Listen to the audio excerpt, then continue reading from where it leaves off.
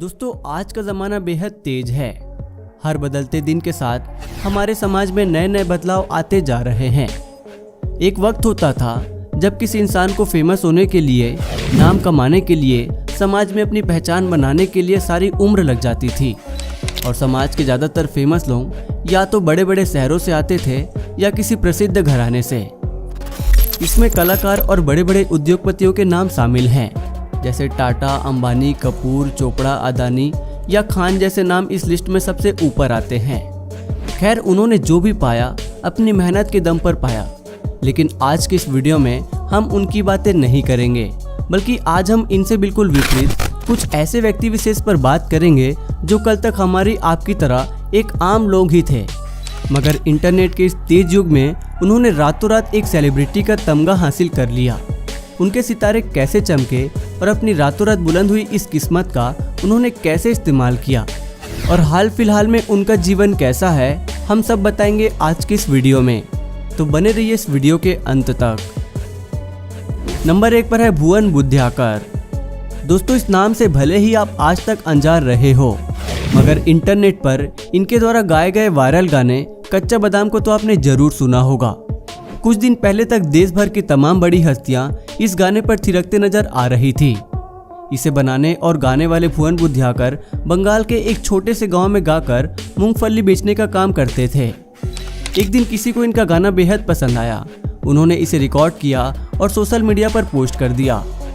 लोगों ने इस गाने को बेहद सराहा और भुवन जी को इस गाने की प्रोफेशनल रिकॉर्डिंग के लिए बड़े शहरों में बुलाया गया।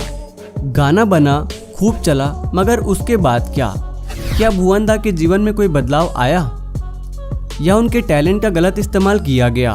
दोस्तों, इसका जवाब एक तरह से हाँ ही है। भुवन दा अभी भी अपने इस कच्चे घर में रहते हैं और वैसे ही मूंगफलियां बेचते हैं। दूसरे नंबर पर है सहदेव धिरदो।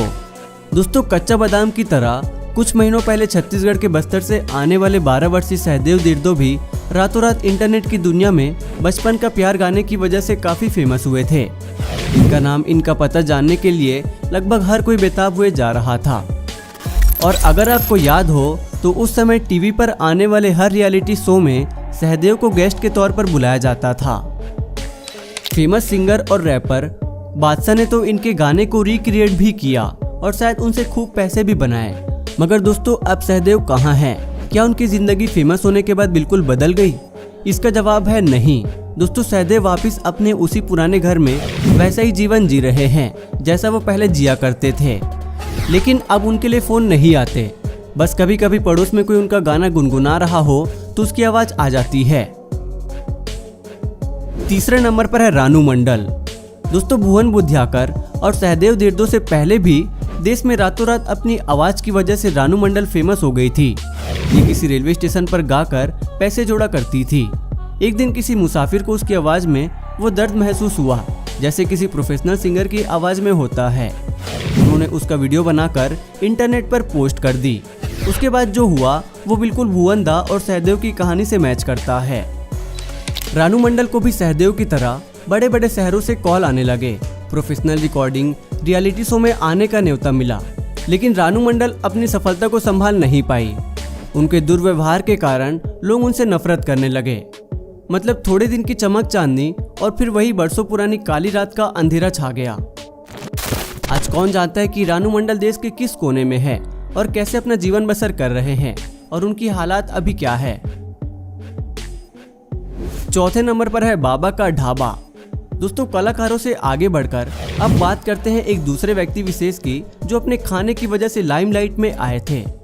दिल्ली के मशहूर मालवीय नगर में 80 वर्षीय कांता प्रसाद अपने पत्नी के साथ बाबा का ढाबा चलाते थे। लेकिन उनके आसपास के होटल और रेस्टोरेंट के कारण उन्हें वो पहचान नहीं मिल पा रही थी। एक रोज गौरव वासन नाम के एक युवा फूड ब्लॉगर ने उनका खाना चखा तो वो दंग ही रह गए। उसने तुरंत अपने सोशल मीडिया पर पहुंचकर सही इस्तेमाल किया और लोगों को उनके ढाबे पर आकर खाना खाने के लिए आमंत्रित किया। ये तरीका काम कर गया और उसी शाम हजारों की संख्या में वहां लोग पहुंच गए। बाबा का कारोबार रातों रात चमक गया। शुरू में तो बाबा भावुक हो गए और लोगों का धन्यवाद किया, लेकिन बीतते दिन के साथ कहानी में कुछ और भी मोड़ आए। बाबा का स्वभाव बिगड़ने लगा। उन्होंने गौरव वासन पर जालसाजी और गबन का आरोप लगाए। लेकिन जल्द ही सच सामने आया और लोगों ने बाबा के ढाबे पर जाना बंद कर दिया। जाहिर सी बात है कि इससे वो वापसी गरीबी की तरफ जा रहे थे, इसलिए उन्होंने सामाजिक तौर पर अपने दुर्व्यवहार के लिए लोगों से माफी मांगी। फिर लोग उनके ढाबे पर वापस आने लगे और आप ये जानकर चौंक जाएंगे कि बाबा के ढाबा ने 1 साल बाद दक्षिण दिल्ली में अपना एक रेस्टोरेंट खोल लिया। दोस्तों, इन सारे लोगों की ताकत से हमें समझ में आता है कि इंटरनेट एक बेहद ही ताकतवर चीज है। इनमें रोज नए नए सितारे उभर कर आते हैं, लेकिन वो बिल्कुल किसी पानी के बुलबुले की तरह ही होते हैं। अपनी पहचान ट्रेंड के चलन में रहने तक ही कायल रख पाते हैं और फिर उन्हें भुला दिया जाता है। जमाना उन्हें दरकिनार कर देता है और वो सब वापस उसी गुमनामी के अंधेरे में घिर जाते हैं जहां से वो आए थे। बस कुछ ही होते हैं जो अपना मुकाम बना पाते हैं, इसलिए कोशिश करते रहना बेहद जरूरी है। क्या पता कल को आप एक वायरल सेलिब्रिटी बन जाएं।